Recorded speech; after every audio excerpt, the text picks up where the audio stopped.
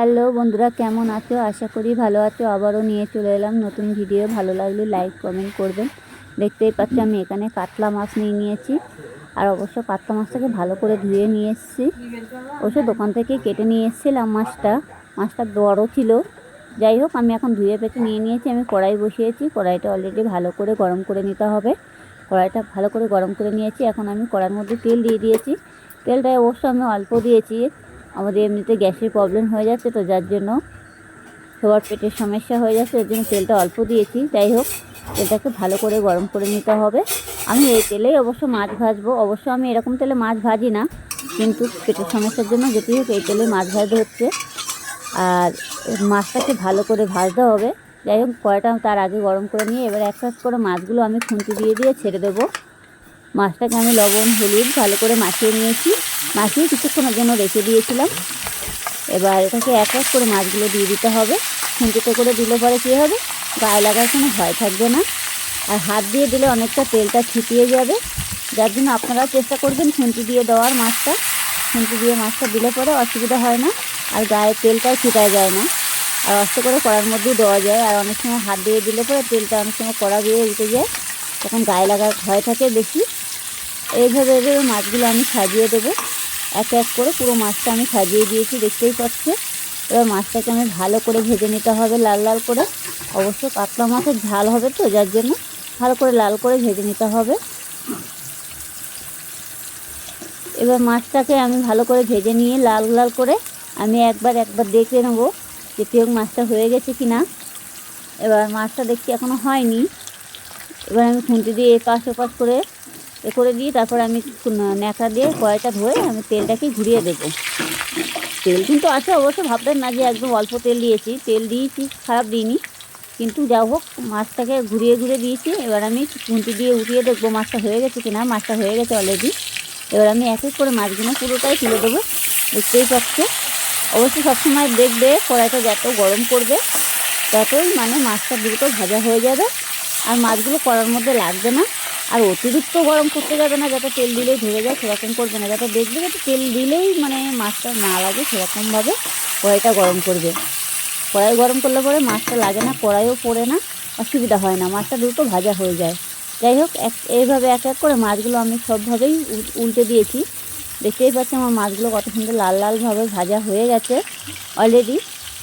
এবার আমি মাছগুলো এই পিঠটাও দিয়ে এবার লাল লাল করে ভেজে নিয়েছি। এবার মাছটাকে আমার দেখে নিতে হবে যেটি হোক হয়ে গেছে কিনা। এবার দেখো মাছটা এটাও আমার হয়ে গেছে। দেখো তো কড়ার মধ্যে কোনোভাবে মাছটা লাগেনি, পুরো একটা হয়ে গেছে মাছ ভাজাটা। আর মাছের পিসগুলো কিন্তু বেশ বড় বড়ও ছিল।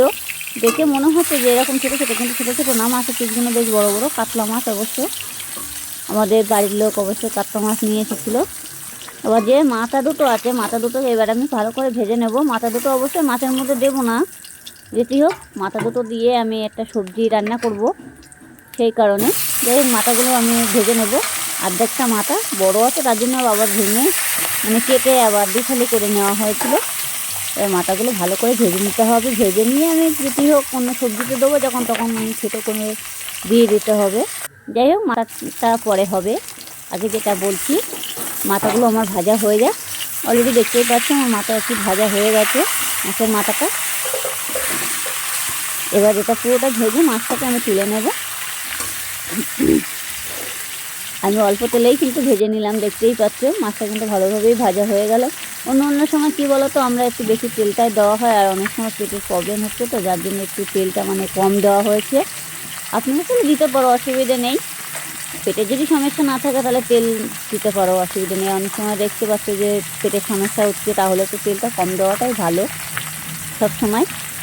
অনেক সময় কী বলো তো, মাছের তেলে আবার তেল ছেড়ে দেয় তেলার্ধ মাছ হলে, যার জন্য তেলটা ছেড়ে দিলে পরে তখন তেলটা অনেকটা মনে হয় বেশি লাগে, তখন ঝোলটা দিলে পরে তখন তরকারির উপরে বেশি তাগিয়ে থাকে তেলগুলো, সেই জন্য অসুবিধা হয়, তখনই অসুবিধা হয়, তাছাড়া কিছু না। যাই হোক, অনেক কথা বললাম, বলতে বলতে আমার মাছটাও ভাজা হয়ে গেছে। এখন আমি এটা তুলে নেব। এই দেখো, এভাবে তুলে নিতে হবে, দেখবে যাতে গায়েটায় না লাগে, সেইভাবে তুলে নেবে, অসুবিধা হবে না। এরকম আমার পুরো মাছটা ভাজা হয়ে গেছে। এখন আমার কড়াইতে যেটুকু তেল আছে তাহলেও আমি আবার হালকা একটু তেল দিয়ে দেবো কড়ার মধ্যে। যেটি হোক এই তেলে হবে না, আমি অল্প করে আবার একটু তেল দিয়ে দিচ্ছি, অল্প করে দিয়ে দিলাম।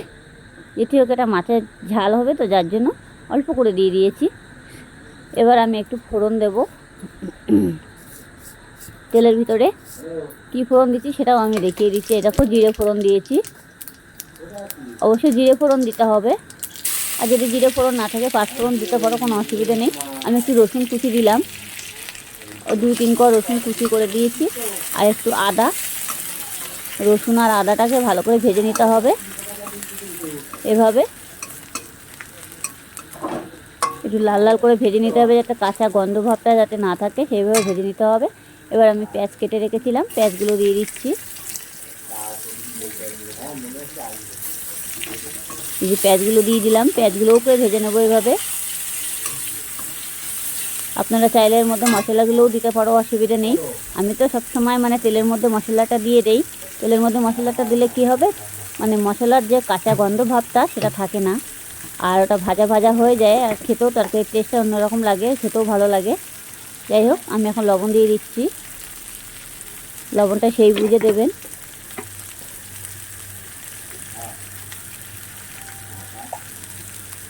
জিরের গুঁড়ো দিয়ে দিলাম।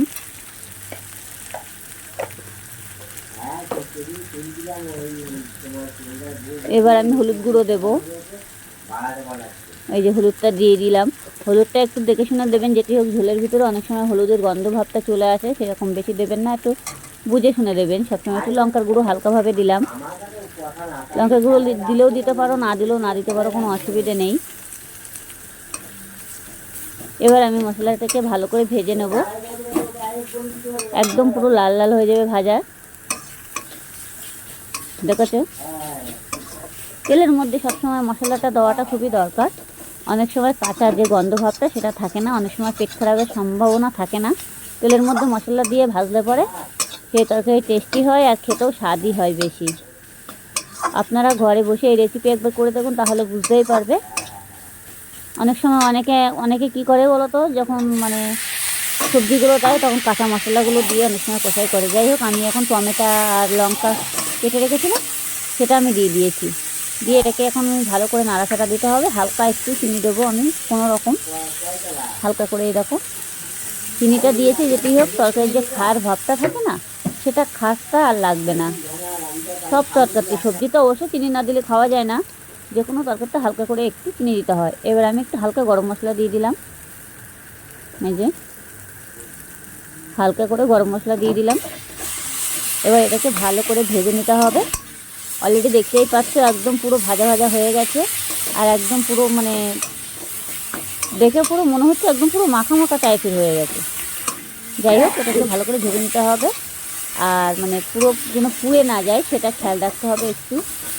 তলায় লেগে গেলে হবে না, তলায় লেগে গেলে একটু ধরা গন্ধ ভাব চলে আসবে, লাগতে দিলে হবে না, একটু নাড়তে হবে এইটুকু, তাছাড়া আর কিছুই না। বুঝেছো, এভাবে এভাবে নেড়ে দিতে হবে, নাড়াচাড়া করে দিতে হবে, তাহলে কোনোভাবেই লাগবে না।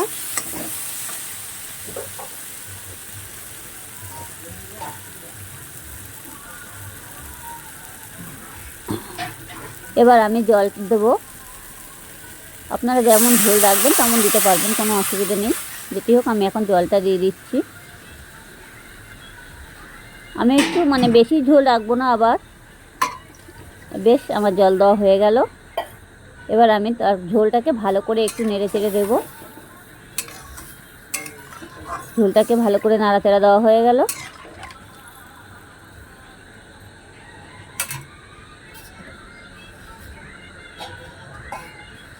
এবার আমি কিছুক্ষণের জন্য তরকারিটা ঢেকে দেবো, এতক্ষণে ফুটে না উঠছে। চলো, আমি কিছুক্ষণের জন্য ঢেকে দিলাম,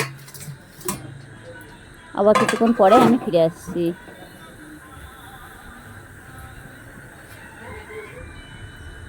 এবার আমি থালাটা উঠিয়ে দেখবো ঝোলটা কেমন হয়েছে। যাই হোক, আমার ঝোলটা পুরো ফুটে গেছে, দেখতেই পাচ্ছ, দেখেছো। এবার আমার যে মাছটা ভাজা ছিল সেটা আমি আস্তে করে দিয়ে দেব। দেখবে যাতে ঝোলটা গায়ে না আসে, আর যেন পড়ে না যায়, খেয়াল রাখতে হবে। আপনার চাইলে হাত দিয়েও দিতে পারো, অসুবিধা নেই। আমি অবশ্যই ঢেলে দিচ্ছি, দেখেছো, ঢেলে দিয়ে দিলাম। এবার আমি মাছটাকে এক এক করে ঝোলের মধ্যে ডুবিয়ে দেবো। দেওয়া হয়ে গেল। এবার আমি আবারও ঢেকে দেবো। ঢেকে দিয়ে আমি আবারও কিছুক্ষণ পরে ফিরে আসছি। চলো,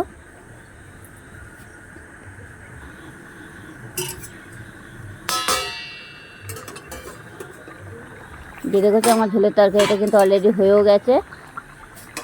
দেখেছো কালারটাও কত সুন্দর চলে এসেছে। আর একটু হালকা ঝোলটা কমাতে হবে, এবার বেশি ঝোল কমালে মানে খেতে পারবে না। অল্প করে একটু ঝোল কমাতে হবে, হালকা করে একটু কমিয়ে দেবো।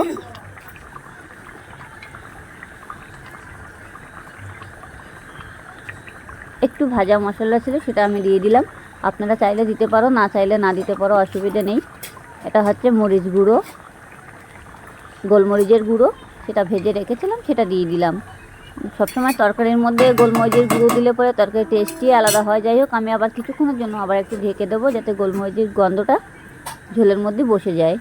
আমি এবারও খুলে দেবো আবার।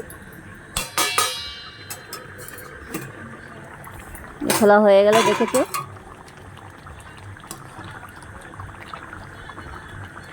এই এক পিস মাছ ছিল, তেলাপিয়া মাছ, সেটাও আমি দিয়ে দিয়েছি এই ঝোলের ভিতরে।